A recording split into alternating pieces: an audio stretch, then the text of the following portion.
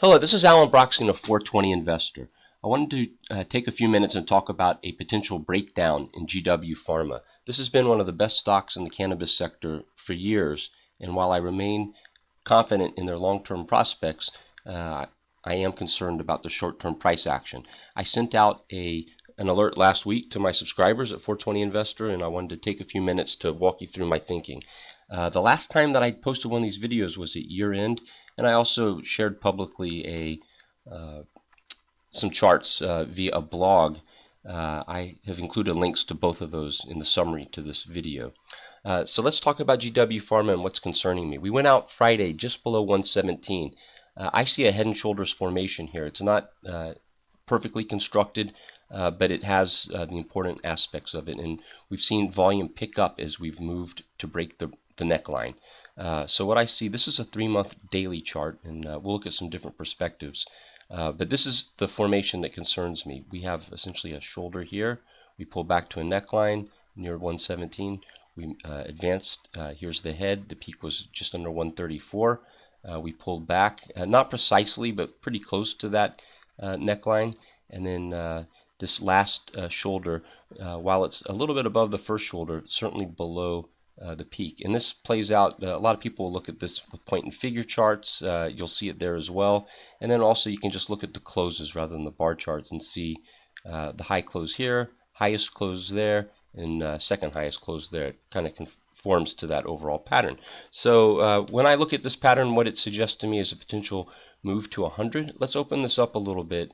Look at the 6-month, and I'll walk you through some different scenarios here. So if this is a topping pattern with a move from 117 to 134, basically, a symmetric move would get us to about 100. I use the 150-day moving average. I know some use the 200. I found after meeting with Carter Braxton more than a decade ago, he convinced me to use the 150 instead of the 200. I'm going to show you how that really works on this chart in just a minute. But the 150-day moving average is just below 100. Just below my expected move down. Not a huge move. Let's open this up yet a little bit more. This is the 2-year chart. A little hard to see, but let me walk you through what I want you to see, which is this 150-day moving average contained the first 50% correction that the stock had in 2014. That was a pretty quick correction, almost 50% move, bounced right off the 150-day moving average. We had another correction later in the year. It ended up bottoming in October. We tried to hold the 150-day moving average, and you can see how the move accelerated to the downside when the 150 was broken. You can also see how the 150 contained the stock several times before it took off earlier this year. So let's just look at what's going on this year. We've left 3 gaps behind. They're not very big gaps. GW Pharma has had a history of leaving some gaps behind since it's been trading publicly from May of 2013. But eventually it has gone back and filled those gaps after extended periods. So one other point that I want to make before we look at the weekly chart and wrap this up. The 10-day has been above the 50-day since January. And I tend to look at it relative to also the 150. So all 3 have been above each other, the 10 above the 50 above the 150 since March. This is almost 5 months, call 4.5 months since that happened. And my own experience suggests I call this being overextended.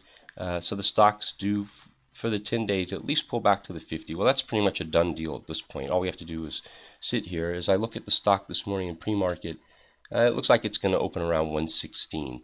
I'm posting this before the open today, which is July 27th, sorry. Today's July 27th. So one last look at GW Pharma. This is the weekly chart. You can see how we based for a long time up near the high. We definitely left some clear highs, 2 of them. So this is a very bullish chart, obviously. This goes back to when the stock started trading around $9 around the time of the NASDAQ IPO. And you know, just recently we had an all-time high. It's very difficult to argue that this is anything but a bullish chart, right? But it could pull back substantially and still be a bullish chart, and that's kind of my concern here. The 1-year moving average is around 91. Going back to the daily to wrap this up, a couple of other things I'm looking at. We have the Fibonacci retracement from this recent high. That goes back, I'm measuring off that low in October. And to get a 50% retracement of just that move would be to 96. Now, so my call is that we're going to pull back to 100. There's a lot of support at 112. 112 was where the large deal was done. They raised about $200 million selling stock at 112 recently.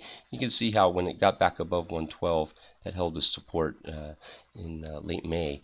So we could bounce off of 112 if you're looking just for a very short-term trading call. Sell into that bounce, perhaps. It's not that far to 112. So just to wrap it up, GW Pharma is a stock I followed it for over 2 years, and I really like their long-term prospects, but I'm worried about their near-term chart. They will be reporting earnings on August 6th. If you'd like to learn more about GW Pharma, I have included a intermediate term outlook from a fundamental view in my monthly newsletter, which will be published on August 1st. That would be Saturday. So I have included a description of the newsletter in the YouTube description as well. Have a good trading week. Take care.